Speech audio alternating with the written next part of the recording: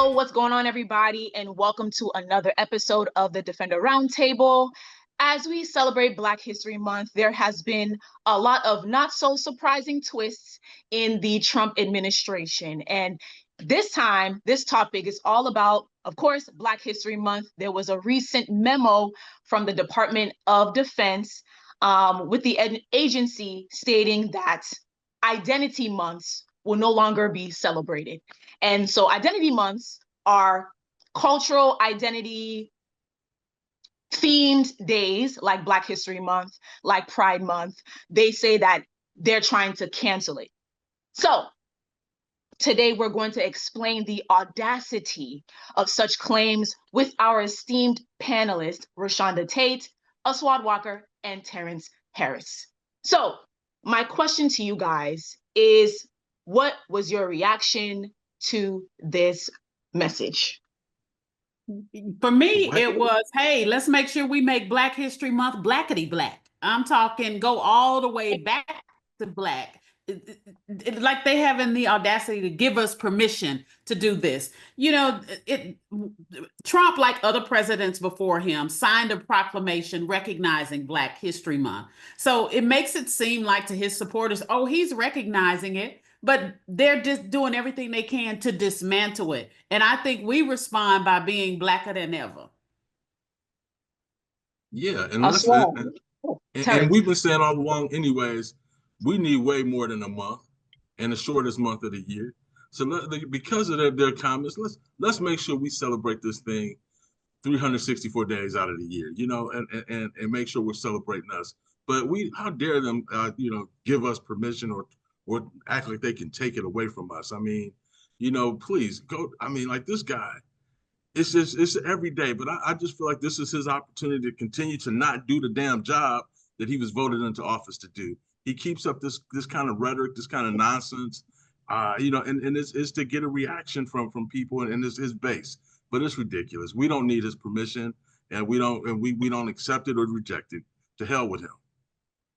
In the 1960s, there was a group called the Last Poets, and one of their most popular songs was "The White Man's Got a God Complex," and that is exactly what is on full display when these MFs actually think that they can tell us that we can or cannot celebrate Black History Month or Women's History Month or whatever month.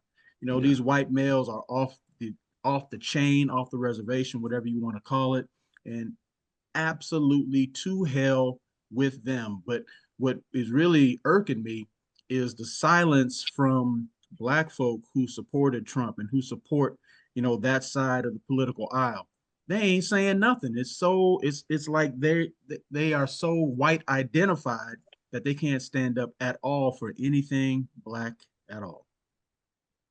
I also think parents, I think we don't rely on, he's trying to take it out the schools. They've taken Tuskegee Airmen. NASA has scrubbed their website of anything related to Black history and women history. And so I just think we don't rely on schools and institutions to teach our children what they need to know about that shameful period in American history and its impact today. We need to select movies for our children to see. We need to unite and flex our collective spending power by refusing to patronize retailers that roll back their DEI efforts. So we have to speak to it as well. We can't just sit back and we also need to pay attention, because what I think they are also doing is they are dangling these things in our face so that that can get us riled up while they're back behind the scenes, quietly dismantling things that really matter to us and affect us, because their opinion on whether we celebrate Black history isn't as a big deal because we're going to celebrate, but what they're doing behind the scenes can have lasting effects on our lives.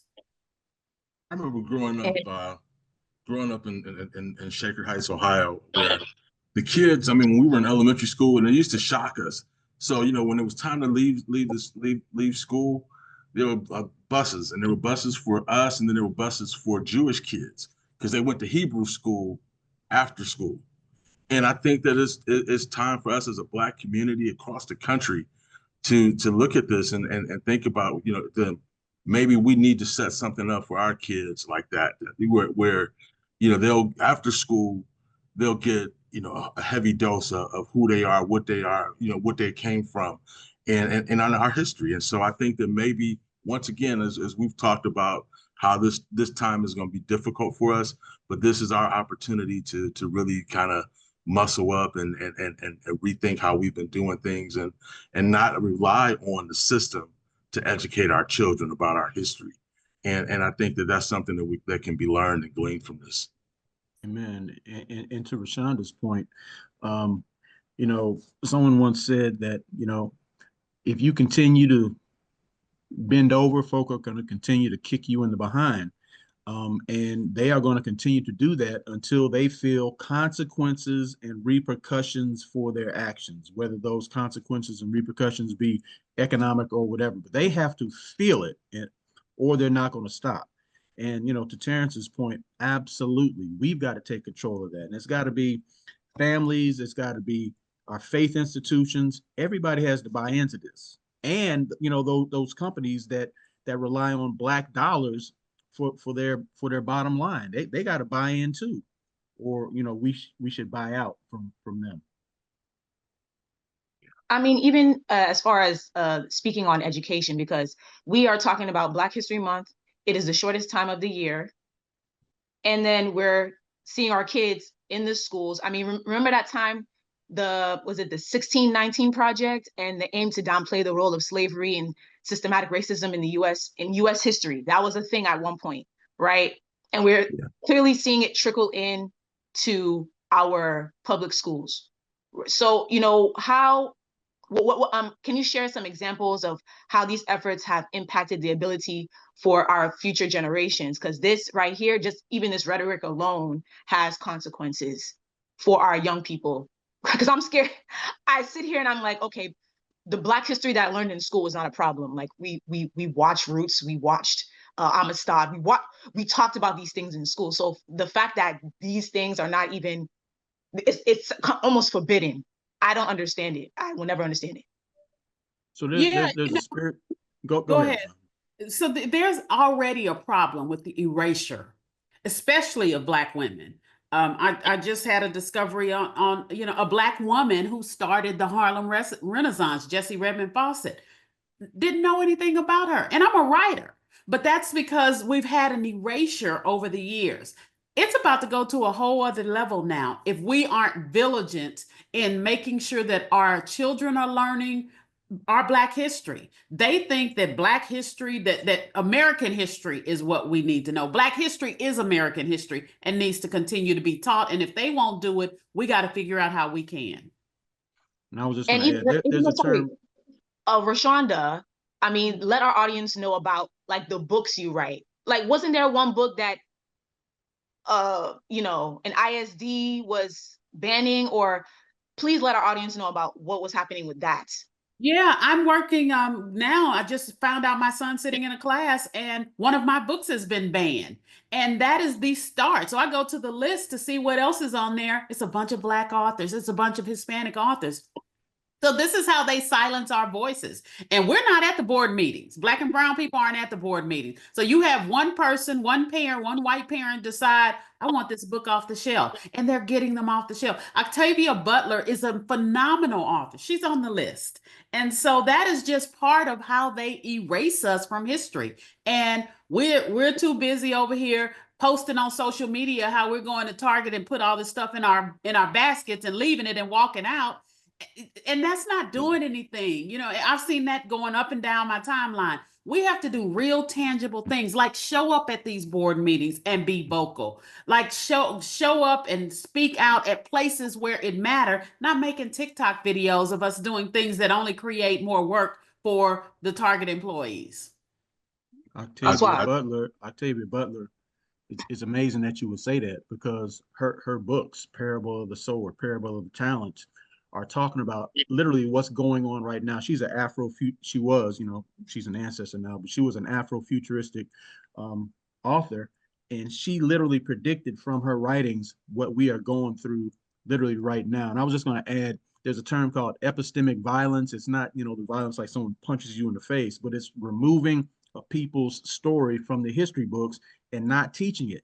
And the ramifications of that is, there's this spiritual teaching that says, man, woman, know thyself. If you don't know who you are and feel good about yourself, your history, your heritage, your culture, then everything else is a wash. Everything else is lost. And there was a young boy, I think it was just last week or the week before that, a young brother, I think from Tennessee, young black brother who hated himself so much, he called himself an honorary member of the Klan. He went and started shooting people out of school because he said that he was lower than low. As a black person, he felt like he was subhuman. In fact, he said that in his manifesto, that I am subhuman. He That's what happens when we are not exposed to our own story, when we don't tell it. So it's absolutely critical that we do. Definitely. I mean, we definitely have to, be about telling our stories, and we got to not let them do what they're trying to do, and also, let's also not allow them to take the focus off of what this month and what this time is about and why it's so important. I mean, we want our children to know our history. We want them to know all of the positive history. We didn't just come over here on boats, get freed by Abraham Lincoln, and then all of a sudden Dr. King was marching. I mean, a lot of things happened in between there, and that's what this month has always been about. And and we got to make sure that we continue to press upon that and let them know of all of the wonderful inventors and people of that ilk that really have made a difference in this country and made life easier, not just for us but for all people. And that we play a strong part in this thing we call America. And and so I think that we have to continue to press upon that, but we cannot let them take away our books. We cannot let them take away the images that make our young people feel good about themselves. I mean, and that's what they're trying to do. I mean, they're trying to tear us down, but we can't allow that. And what's next for us? If we or the readers or the viewers are seeing this and they take nothing from this conversation, what should they do now? What are the action steps they should take so that we don't have our president trying to give us permission on what is already ours? What should we do right now, the people? Exercise the agency that God gave you to go out and learn our own history and or teach it to those around you. We have the power to do that. We don't have to sit around, like Terrence was saying, we don't have to sit around and wait for someone's permission. We got the power to do that wherever we are, in whatever organization, church, temple, mosque, sorority, or frat that we're in. We can make it happen where we are. Anyone else want to chime in? No, just stay vocal. Make it happen. Exactly. And stay buy Rashanda's books. Yeah. Yes. And stay vigilant, please. I mean, and fight. I mean, that's my thing. We can't let them do what they want to do to us. We got to show them that we ain't playing. I mean, look at all we've overcome. I mean, this is easy. I mean, beating this guy, and if we just I believe that eventually he's going to self-destruct, and we know it. And I was joking, kind of half joking when I said buy Rashanda's books, but I wasn't joking. I mean, any book, any Black author that is banned, we need to go out and buy all their books. To hell with these other folks. And read our Black press. Teach, brother, teach.